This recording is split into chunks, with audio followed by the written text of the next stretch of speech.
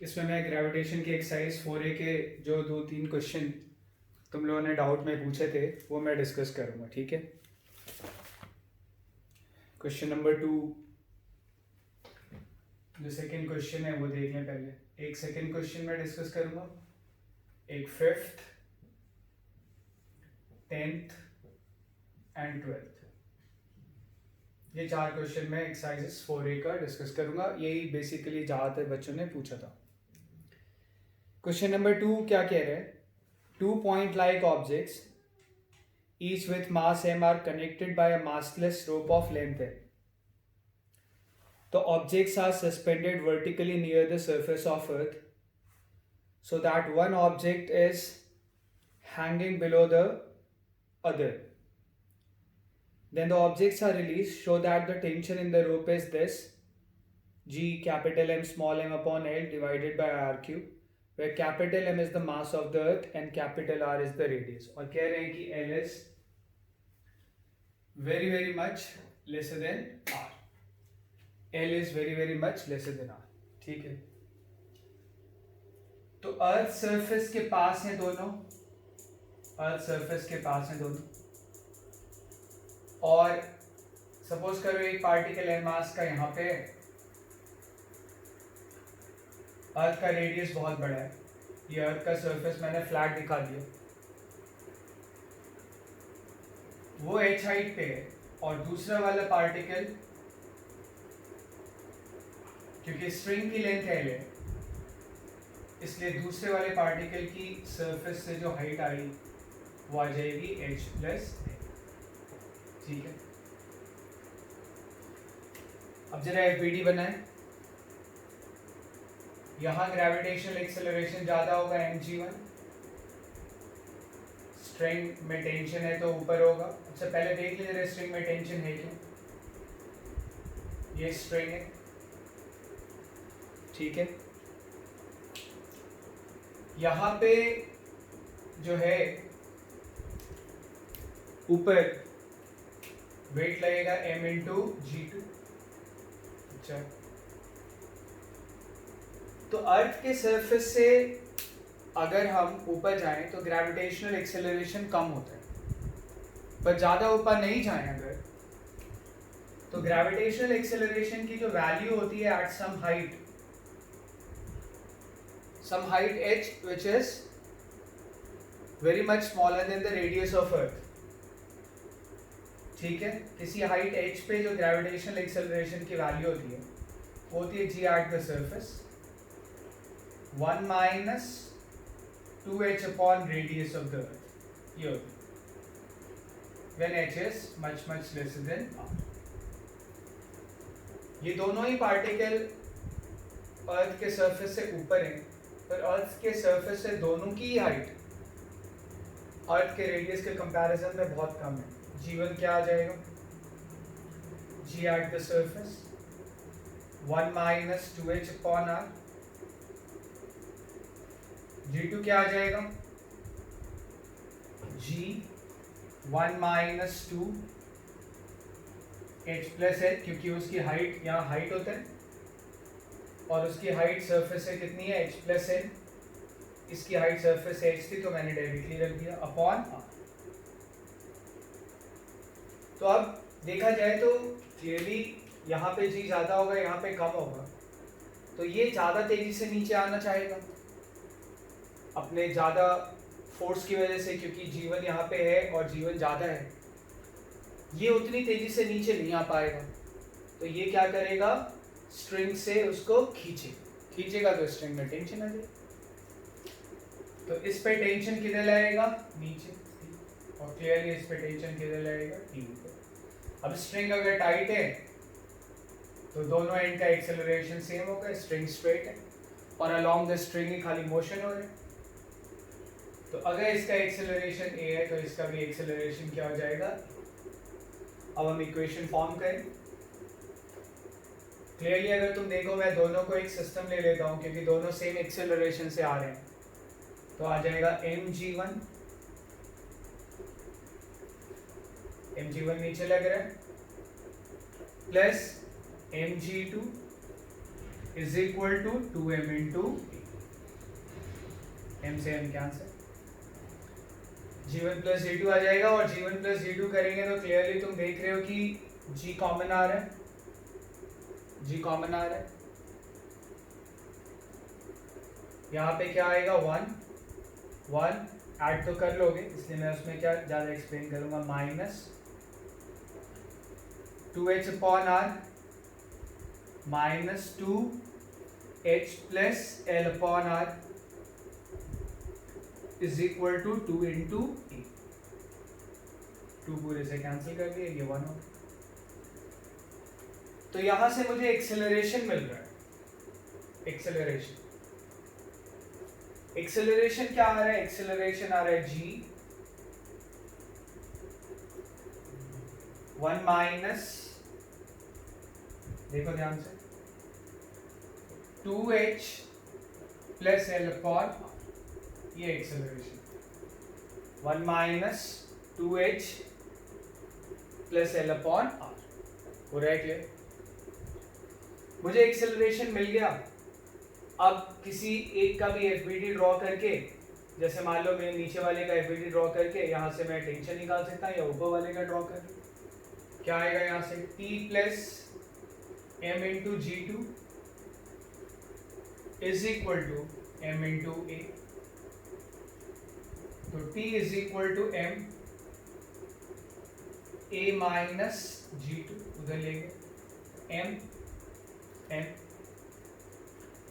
a minus g2, ठीक है। तो a तो ये है जो यहाँ पे लिखा है, g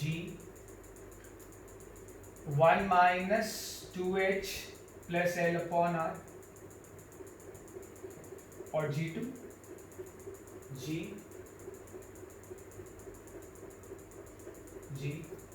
1 minus 2h plus 2l upon r, या ठीक है। या अब थोड़ा बस हमें सिंप्लीफाई करना है, उससे टेंशन की वैल्यू मिल जाएगी। कर लें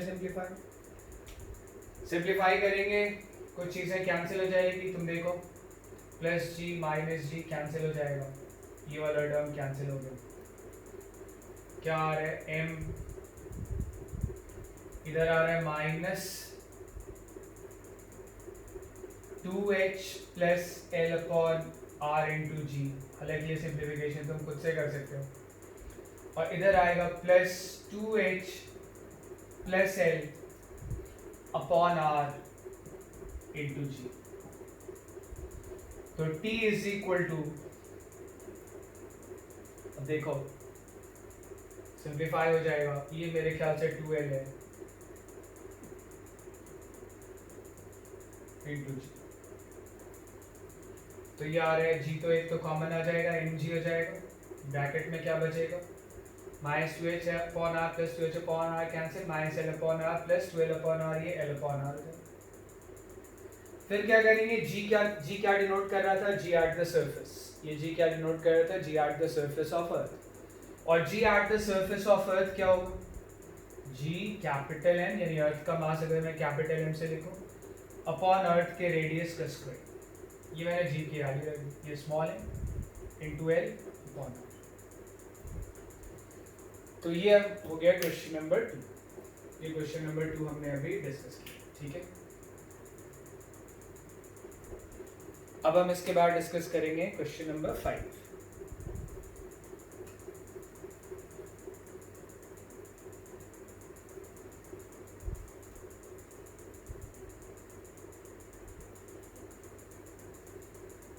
क्वेश्चन नंबर 5 डिस्कस करने से पहले एक पॉइंट डिस्कस कर लेते हैं कि जैसे हमारे पास थिक शेल,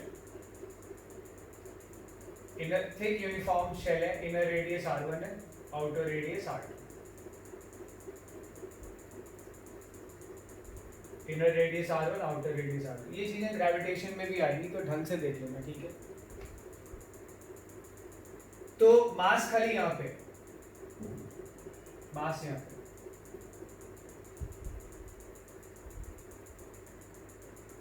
अब तुम देखो अगर मुझे यहाँ पे सपोज करो अंदर किसी भी पॉइंट पे, सपोज करो यहाँ पे या सरफेस के इनर सरफेस के किसी भी पॉइंट पे मुझे निकालना है ग्रेविटेशनल फील्ड इस हॉलो पार्ट, थिक शेल के हॉलो पार्ट में मुझे ग्रेविटेशनल फील्ड निकालना। तो कैसे निकालें? हम एक थिन शेल एलिमेंट लेंगे। थिन शेल मतलब जिसकी थिकनेस नेग्लिजिबली स्मॉल है,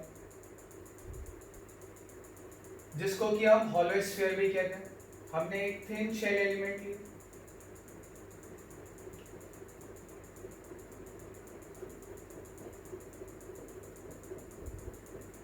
और इस थिन शेल एलिमेंट के ऐसे, चाहे वो पी पॉइंट यहाँ हो, चाहे वो पी पॉइंट यहाँ पे हो, हम इस थिन शेल या पी पॉइंट यहाँ पे हो, कोई भी तुम एलिमेंट लो, कोई भी तुम हॉलो स्फेरिकल एलिमेंट लो, पी पॉइंट उसके अंदर आएगा। अगर वो पॉइंट इस हॉलो पार्ट में, अगर पॉइंट पी इस हॉलो पार्ट में है, तब वो हमारे हॉलो स्फेरिकल एलिमेंट के अंदर आएगा, हमारे हॉलो स्फेरिकल एलिमेंट के अंदर आएगा। मान लेते हैं हॉलो स्फेयर का मास दिए, तो उस हॉलो स्फेयर के से, चाहे वो कोई ये पॉइंट पी अंदर है, ये भी अंदर, ये भी अंदर, जो मैंने शेल एलिमेंट, जो मैंने हॉलो स्फेरिकल एलिमेंट लिया है, और तुम कोई और भी एलिमेंट ले लो, कहीं और पे भी ले लो, सपोज करो तुम यहाँ पे एक हॉलो स्फेरिकल एलिमेंट ले लेते हो, तो अगर तुम यहाँ पे एक हॉलो स्फेरिकल एलिमेंट लेते हो, ठीक है, और तुम उसकी वजह से हॉलो पार्ट के किसी भी पॉइंट पे फील्ड लिखोगे, तो वो फील्ड क्या आएगा? 0। क्यों? क्योंकि हमें पता है यूनिफॉर्म हॉलो स्फीयर की वजह से अंदर के किसी भी पॉइंट पे फील्ड क्या आता है? 0, चाहे वो कोई पॉइंट भी यहाँ हो, चाहे यहाँ हो, चाहे यहाँ हो। और पॉइंट क्लियर? हाँ, अगर वो पॉइंट भी यहाँ हुआ तब तो अलग बात हो जाएगी ना, कुछ हॉलो स्फीयर के अंदर का पॉइंट हो जाएगा और कुछ हॉलो स्फीयर के बाहर का पॉइंट हो जाएगा। पर अगर वो पॉइंट पी इस हॉलो पार्ट में है, तो वो पॉइंट पी हर हॉलो स्फेरिकल एलिमेंट के लिए अंदर का पॉइंट हो जाएगा, यानी हर हॉलो स्फेरिकल एलिमेंट के से वहां पे फील्ड 0 हो जाएगा। तो फिर अगर हर एलिमेंट की वजह से फील्ड 0 हो गया, तो वहां पे फील्ड क्या आ जाएगा? 0। तो ये मैंने तुम्हें क्या बताया, इसको ध्यान रखना कि भाई एक हमारे पास थिक शेल है, inner radius R1, outer radius R2, R1 तक कोई मास नहीं है, बाकी R1 से R2 के उसमें मास है और यूनिफॉर्मली डिस्ट्रीब्यूटेड है। तो अगर हम इस हॉलो पार्ट में कोई भी पॉइंट लेंगे, तो उसकी वजह से हॉलो पॉइंट में अगर हम कोई पॉइंट लेंगे, तो इस थिक शेल की वजह से कितना फील्ड हो जाएगा? 0। पर पॉइंट यहाँ लेंगे तो ऐसा नहीं होगा, तब तो कुछ हॉलो स्फीयर के लिए वो अंदर का पॉइंट होगा, उसके वजह से 0 होगा, कुछ हॉलो स्फीयर के लिए वो बाहर का पॉइंट होगा, उसके वजह से 0 नहीं होगा। क्या होगा वहां पे फील्ड, तुम आराम से निकाल के देख सकते। और अब हम आते हैं क्वेश्चन नंबर 5 पे। क्वेश्चन नंबर 5 में कह रहे हैं कि the earth may be regarded as spherically shaped uniform core of density ρ1 and radius r2 surrounded by a uniform shell, thick shell of thickness r/2 and density ρ2. Find the ratio ρ1 upon ρ2 if the value of the acceleration due to gravity is the same at the surface as at the depth r/2 from the surface. वो यहाँ पे कह रहे हैं कि भाई ρ1 upon ρ2 आप निकालें, पहले तो सिचुएशन देख लें। तो हमारे पास एक सॉलिड स्फीयर है, कोर बोल रहे हैं जिसको वो क्या बोल रहे हैं? कोर। इसका रेडियस कितना है? r/2। इसका रेडियस कितना है? r/2। बात समझ आ रही है? तो इसका रेडियस अगर r/2 है, ठीक है, ये सॉलिड पार्ट है, उसके बाद इसके चारों तरफ एक शेल है, थिक शेल, जिसका इनर रेडियस है r/2 और जिसका आउटर रेडियस r है, थिकनेस अगर r/2 है तो हम कह सकते हैं कि भाई इनर रेडियस r/2 हो गया और आउटर रेडियस कितना हो गया r। ये थिक शेल वाला पार्ट।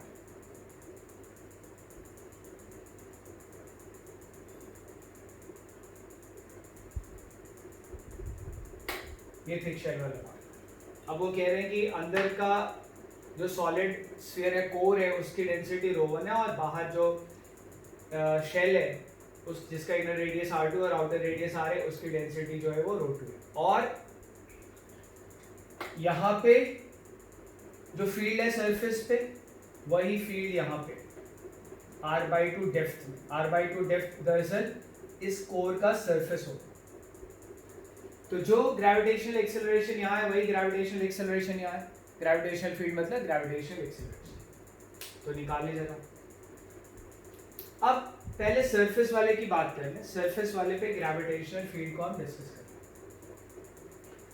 तो वो पॉइंट इस कोर के बाहर है, ये सॉलिड स्फीयर है उसके बाहर है, तो मैं इसको पॉइंट मास की तरह मान लूंगा।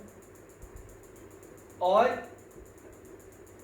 ये जो शेल है उसके सरफेस पे यानी एक तरह से बाहर है, तो शेल को भी पॉइंट मास कहाँ पे मान लूंगा? सेंटर पे। चाहे सॉलिड स्फीयर हो, चाहे हॉलो स्फीयर हो, चाहे थिक शेल हो, अगर वो यूनिफॉर्म है और अगर हम बाहर के किसी पॉइंट की बात करें तो सारा मास कहाँ पे मान सकते हैं? At the centre. और फिर हम यहाँ पे ग्रेविटेशनल फील्ड लिख लेंगे। सारा मास हमने सेंटर पे मान लिया तो 1 पे ग्रेविटेशनल फील्ड यानी उस पॉइंट पे क्या आ जाए? G m1 plus m2 upon distance का स्क्वायर, रेडियस का स्क्वायर। सारा मास यहाँ पे सेंटर पे आ गया लाइक अ पार्टिकल।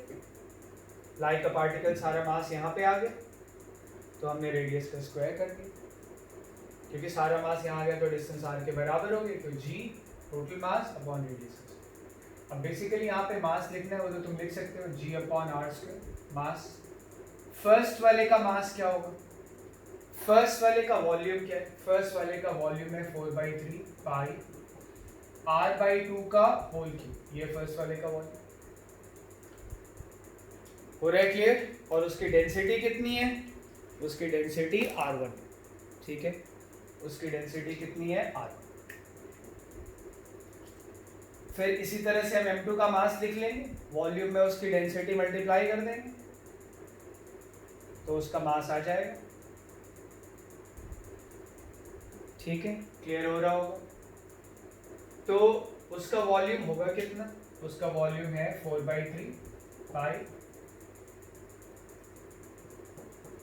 r3 बड़े स्फीयर का वॉल्यूम माइनस छोटे स्फीयर का वॉल्यूम। छोटे स्फीयर का वॉल्यूम 4/3 पाई r/2 का होल क्यूब किया जाए। तो ये जो शेल है जिसका इनर रेडियस r/2 है और आउटर रेडियस r है, जिसकी थिकनेस r/2 है, तो मैंने क्या किया? उसका वॉल्यूम लिखने के लिए मैंने क्या किया? बड़े वाले स्फीयर का वॉल्यूम लिखा और उसमें छोटे वाले स्फीयर का वॉल्यूम मैंने माइनस कर दिया इनटू इसकी डेंसिटी मल्टीप्लाई कर, मास आ जाए। तो m1 लिख दिया मैंने वॉल्यूम इनटू डेंसिटी। m2 कैसे मैंने लिखा? थिक शेल का वॉल्यूम। थिक शेल का वॉल्यूम कैसे निकाला? बड़े वाले स्फीयर का वॉल्यूम माइनस अंदर कोर का वॉल्यूम, वही किया है तुम एग्जैक्टली देख लो। तो ये आ गया, E1 आ गया। अब E2 निकाल। तो अभी तुम्हें बताया है कि जो हमारे पास थिक शेल है, थिक शेल की वजह से इस पॉइंट पे फील्ड क्या हो जाएगा? 0। अभी यहाँ समझाएं, थिक शेल के अंदर हॉलो वाले पार्ट में, यहाँ हॉलो भले ही नहीं है पर उस थिक शेल के लिए तो अगर देखा जाए, ये तो अलग है पूरा सिस्टम, तो उस थिक शेल के लिए देखा जाए तो P पॉइंट उसके इनर सरफेस पे और वहां पे फील्ड क्या हो जाएगा? 0। अब यहाँ पे फील्ड या ग्रेविटेशनल एक्सेलरेशन सिर्फ इस कोर की वजह से होगा।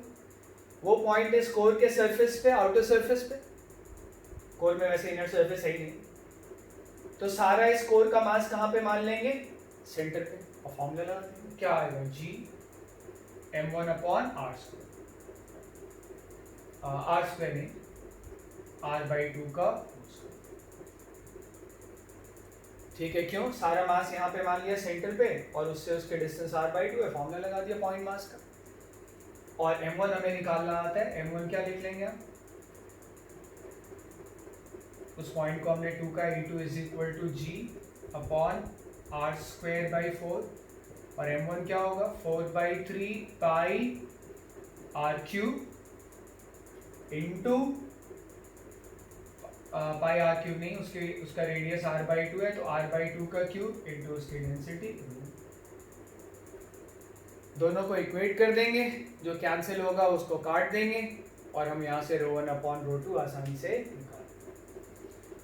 तो ये था क्वेश्चन नंबर 5, ये क्वेश्चन नंबर 5।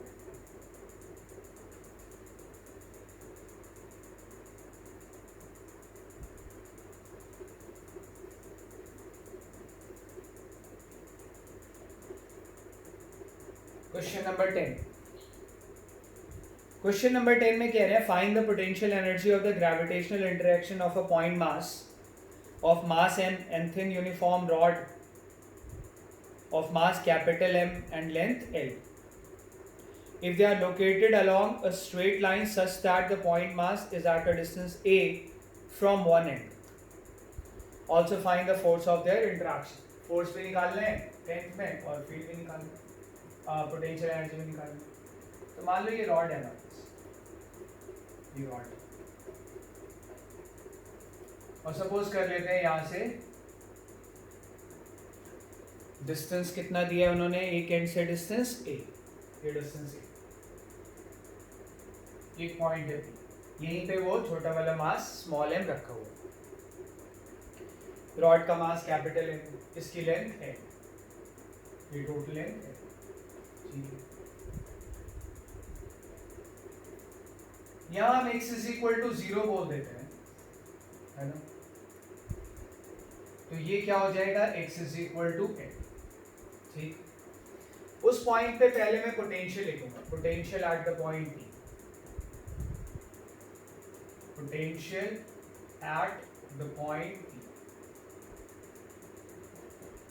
पॉइंट P पे पहले हम पोटेंशियल लिखेंगे, ठीक है। कैसे लिखेंगे? क्योंकि रॉड के डिफरेंट पॉइंट्स P से अलग अलग डिस्टेंस पे हैं और पोटेंशियल डिस्टेंस पे डिपेंड करता है, इसलिए हमें क्या करना पड़ेगा, यहाँ से हम x डिस्टेंस पे आ गए dx, छोटा सा एक एलिमेंट dx ले लें, dx लेंथ का ले लें और इसके मास को dm बोल, तो इसकी वजह से मैं P पे पोटेंशियल लिख लूंगा, क्या आ जाएगा, g पॉइंट मास है अपॉन डिस्टेंस का स्क्वायर, ये 0 है, ये L है और ये A और है, तो दरअसल यहाँ से डिस्टेंस L प्लस A है, L प्लस A, और ये डिस्टेंस x है, यहाँ से डिस्टेंस L प्लस A, ये L और ये A, और ये डिस्टेंस x है, तो ये डिस्टेंस कितना आ जाएगा, ये x है, तो ये टोटल L प्लस A, यहाँ से यहाँ तक ये x है, तो ये क्या आ जाएगा, L प्लस A में x सब्ट्रैक्ट कर लो, L plus A minus x का होल स्क्वायर, ये आ गया potential at the point P, ठीक है। अब potential at the point P अगर dm मास की वजह से आ गया, इसको dvp लिख दें, dv लिख दें, तो g व्हाट इज dm, इस छोटे से dx लेंथ के पॉइंट एलिमेंट का मास तो निकाल लेंगे, पूरी रॉड का मास m है तो mass upon l, capital M upon l क्या हो गया, mass per unit length, capital M upon l क्या हो गया, मास ऑफ यूनिट लेंथ, और हमारे एलिमेंट की लेंथ कितनी है dx, तो capital M upon l into dx divided by l plus a minus x का, सॉरी होल स्क्वायर नहीं होता potential, l plus a minus x, तो अब टोटल पोटेंशियल आ जाए, क्या आएगा, g capital M upon l integration of dx upon L plus A minus x, और x की वैल्यू कहाँ से शुरू हो रही है, 0 तक, और जा कहाँ तक रही है, L तक, इसी रॉड के तो एलिमेंट हम ले रहे हैं, यहाँ तो कोई एलिमेंट है ही, तो 0 से L तक जाएगी, तो ये पोटेंशियल आ जाएगा। इंटीग्रेट कर लेंगे इसको, इंटीग्रेशन अब मैं तुम्हें पढ़ा ही रहा हूँ, तो इंटीग्रेशन करेंगे पोटेंशियल आ जाएगा v is equal to, element कैसे लिख दिया, इंटीग्रेशन से आ जाएगा g capital M upon L, इसका integration ln L plus a minus X upon x का coefficient which is -1, 0 to L तक वेरी करेंगे। क्या आ जाएगा potential, G capital M upon L, क्योंकि माइनस है, -1 मतलब माइनस है बेसिकली, लिमिट इंटरचेंज हो जाएगा, पहले x पे 0 रखेंगे, ln L प्लस a, फिर माइनस ln x के पे a रखेंगे, L माइनस L हो जाएगा ln, तो v कितना आया, v आया G capital M upon L ln L plus a upon a, तो पोटेंशियल आ गया। इस रॉड की वजह से अगर P पॉइंट का पोटेंशियल आ गया, तो अब वहां पे अगर कोई मास रखोगे तो उसकी पोटेंशियल एनर्जी आ जाएगी, वो पोटेंशियल एनर्जी के लिए उस पार्टिकल की नहीं होगी, रॉड प्लस पार्टिकल सिस्टम की। तो मैं क्या लिख रहा हूँ, पोटेंशियल एनर्जी किसकी, रॉड प्लस पार्टिकल सिस्टम की। तो मैं क्या लिखूंगा, रॉड की वजह से पोटेंशियल लिख लूं, रॉड की वजह से पोटेंशियल लिख लूं, और फिर उसमें पार्टिकल के मास को मल्टीप्लाई कर दूं, तो m इंटू v,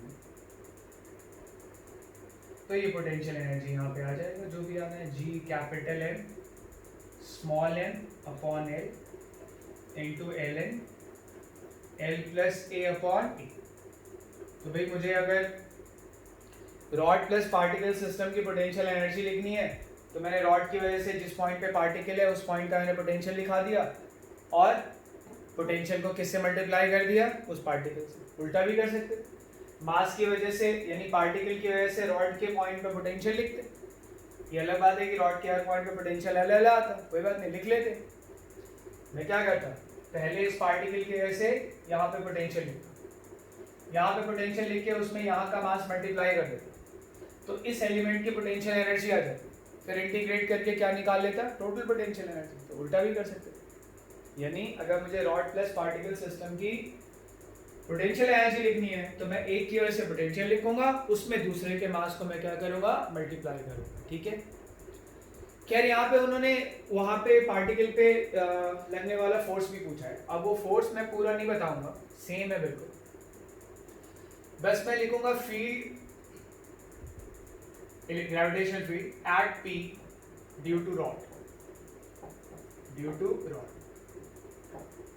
तो किधर होगा फील्ड, इस पॉइंट पे रॉड के उस एलिमेंट के ऐसे, field at point P due to element, due to element,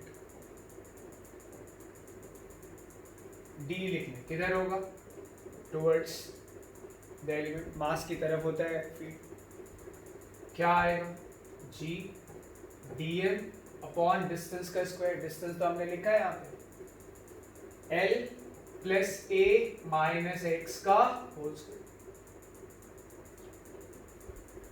dm की वैल्यू हमें पता है, dm की वैल्यू क्या है, कैपिटल M अपॉन L हो गया मास ऑफ यूनिट लेंथ, और एलिमेंट की लेंथ से मल्टीप्लाई कर दें, तो L plus a minus x का होल स्क्वायर। तो अब टोटल इलेक्ट्रिक फील्ड निकालने के लिए बस इंटीग्रेट करना ही तो रह गया, रिजल्टेंट फील्ड निकालने के लिए। एक्चुअली हम फील्ड को इंटीग्रेट नहीं कर रहे हैं, फील्ड के मैग्नीट्यूड को इंटीग्रेट कर रहे हैं, और फील्ड का मैग्नीट्यूड मैं इंटीग्रेट कर सकता हूँ क्योंकि हर एलिमेंट के ऐसे फील्ड की यही डायरेक्शन होगी। तो हमारे पास आ गया G M upon L dx upon L plus a minus x का होल स्क्वायर। कहाँ से कहाँ तक x वेरी कर रहा है, बताया था 0 to L। अब तुम्हें इसको इंटीग्रेट करना है, और जब E की वैल्यू आ जाए तो फोर्स आ जाए। रॉड के ऐसे मुझे पार्टिकल पे फोर्स निकालना है, तो मैं रॉड का फील्ड और पार्टिकल का मास ये रख के मैं ऐसे निकाल दूँ, ठीक है।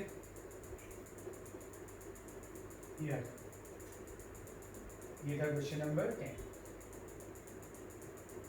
अब हम इसके बाद फाइनल क्वेश्चन जो ज़्यादातर बच्चों ने पूछा, इन्हीं में से पूछा था, लाइव क्लास में भी मैंने क्वेश्चन डिस्कस कर लिए थे। तो क्वेश्चन नंबर 12 और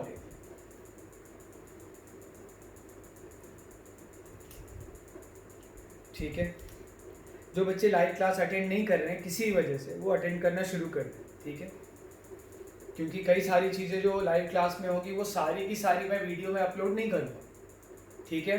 फॉर एग्जांपल हम 2 शीटें डिस्कस कर रहे हैं, तो 2 शीटें डिस्कस कर रहे हैं, तो एक तो मैं एक्सक्लूसिवली लाइव क्लास में करूँगा और दूसरे का मैं वीडियो अपलोड करूँगा, ठीक है।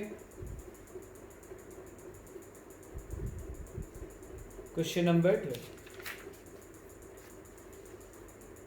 2 small dense stars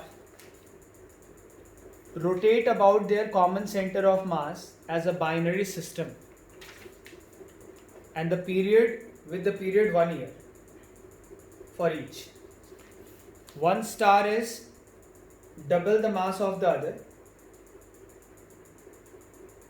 and the mass of the lighter one is 1/3 of the mass of the sun, ठीक है। Find the distance between the stars if the distance between the earth and the sun is r.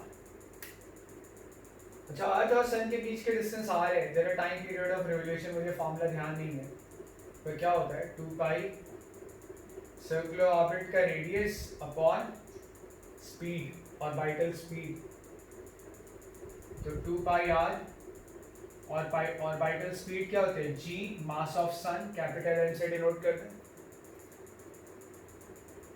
Upon r, तो ये आ जाता है 2 pi under root G M, under root r ऊपर जाएगा तो r raise to the power 3, या t square directly proportional to r। अब ये क्या था, सन का मास कैपिटल M है और अर्थ उसके चारों तरफ रोटेट कर रही है in the radius r, in the radius r, तो ये टाइम पीरियड आ जाएगा अर्थ के रिवोल्यूशन का, और वो अर्थ के रिवोल्यूशन का जो टाइम पीरियड है वो क्या है 1 year, so this is 1 year, ठीक है। उन्होंने कहा है कि भाई सन से अर्थ की जो डिस्टेंस है वो r है, और हमें पता है कि अर्थ का जो टाइम पीरियड ऑफ रिवोल्यूशन होता है वो 1 ईयर होता है, सर्कुलर ऑर्बिट मान के डिराइव कर लेते हैं, ठीक है। उन्होंने सन से अर्थ की डिस्टेंस r बोला है, यानी सन से अर्थ के डिस्टेंस वो कांस्टेंट लेने बोल रहे हैं, और सन से अगर अर्थ के डिस्टेंस कांस्टेंट है तो उसका सर्कल वो क्या आएगा, सर्कुलर पाथ ही आ सकता है। इलिप्स में अगर अर्थ घूमता हुआ तो मानोगे तो अर्थ का सन से डिस्टेंस वेरिएबल हो, ठीक है, तो उन्होंने डिस्टेंस r दिया था, हमने सर्कुलर ऑर्बिट मान के ये लिख लिया, जो कि semi major axis of elliptical orbit के बराबर है। फिलहाल मैंने क्या किया एक बार फिर से बोल देता हूँ, मान लिया कि earth circular orbit of radius r में घूम रहा है और मैंने लिखा। अब वो ये कह रहे हैं कि भाई एक हमारे पास डबल स्टार सिस्टम है, और डबल स्टार सिस्टम की बात है, डबल स्टार, उसमें एक का मास जो लाइटर वन है उसका मास अर्थ के मास का सन के मास का 1/3, और दूसरे का मास लाइटर वाले का डबल है, तो रिड्यूस्ड मास कितना आया, तो रिड्यूस्ड मास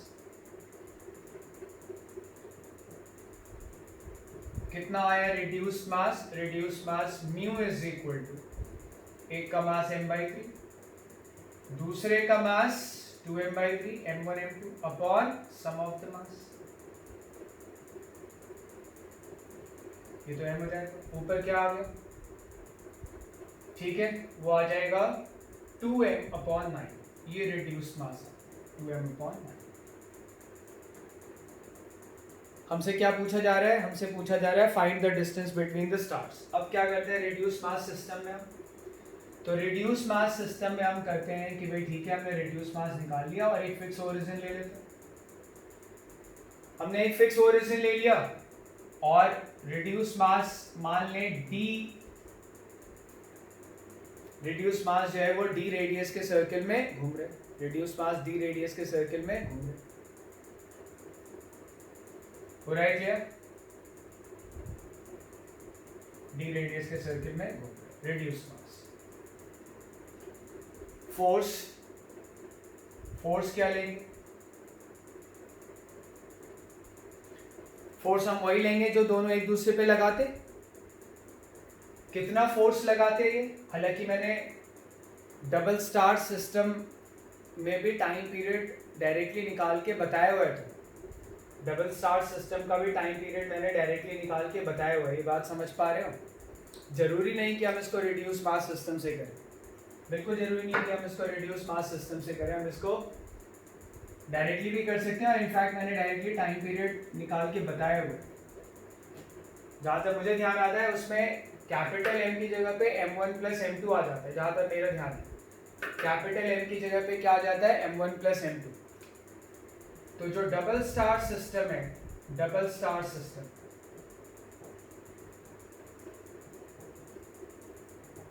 मान लेते हैं कि एक स्टार जिसका मास 2m/3 है और एक स्टार जिसका की मास m/3 है, ये दोनों अपने कॉमन सेंटर ऑफ मास के अबाउट रिवॉल्व करेंगे और मान लेते हैं इनके बीच की डिस्टेंस कितनी है, d।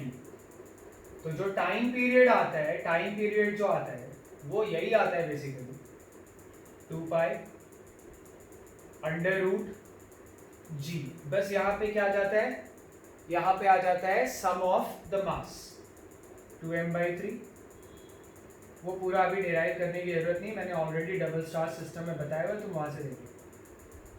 2m/3 plus m/3 into इन दोनों के बीच में डिस्टेंस की पावर 3/2। ये टाइम पीरियड होता है डबल स्टार सिस्टम। फर्क क्या पड़ता है, जब एक स्टार फिक्स है और एक प्लैनेट मूव कर रहा है तो टाइम पीरियड में सिर्फ इस फिक्स वाले स्टार का मास आता है। एक स्टार फिक्स और प्लैनेट उसके चारों तरफ घूम रहा है तो फिर टाइम पीरियड में उसे फिक्स स्टार का मास आता है। जबकि डबल स्टार सिस्टम में दोनों मास घूमते हैं about the centre of mass, तो उसमें दोनों के मास का क्या आ जाता है, सम आ जाता है। तो यहाँ से अगर ध्यान से देखें तो टी डैश कितना दिया उन्होंने, डबल स्टार का टाइम पीरियड 1 ईयर दी, तो टी डैश 1 ईयर। इधर क्या आ रहा है, इधर आ रहा है 2 pi upon under root gm into d raise to the power 3। ठीक है, अच्छा 1 ईयर किसके बराबर है, इसके हमने निकाला है। अर्थ का टाइम पीरियड 1 ईयर ही होता है, तो 1 ईयर की पे ये वैल्यू डाल 2 pi under root gm r raise to the power 3/2 is equal to 2 pi under root gm d raised to the power 3। ठीक है, तो ये इससे कैंसिल और d is equal to r। ठीक है, टाइम पीरियड सेम है और इफेक्टिव मास भी सेम हो गया, तो ऑब्वियस सी बात है कि सेम टाइम पीरियड तभी होगा जब डिस्टेंस इस वाले डिस्टेंस के बराबर। डायरेक्टली भी ऐसे हम सोच सकते हैं। ठीक है, तो ये मैंने 4 क्वेश्चंस दिए, डिस्कस किया एक्सरसाइज 4 के, जो कि मैं वीडियो अपलोड कर दूंगा और इसके बाद हम इसमें एक्सरसाइजेस 4 भी करेंगे। ठीक है।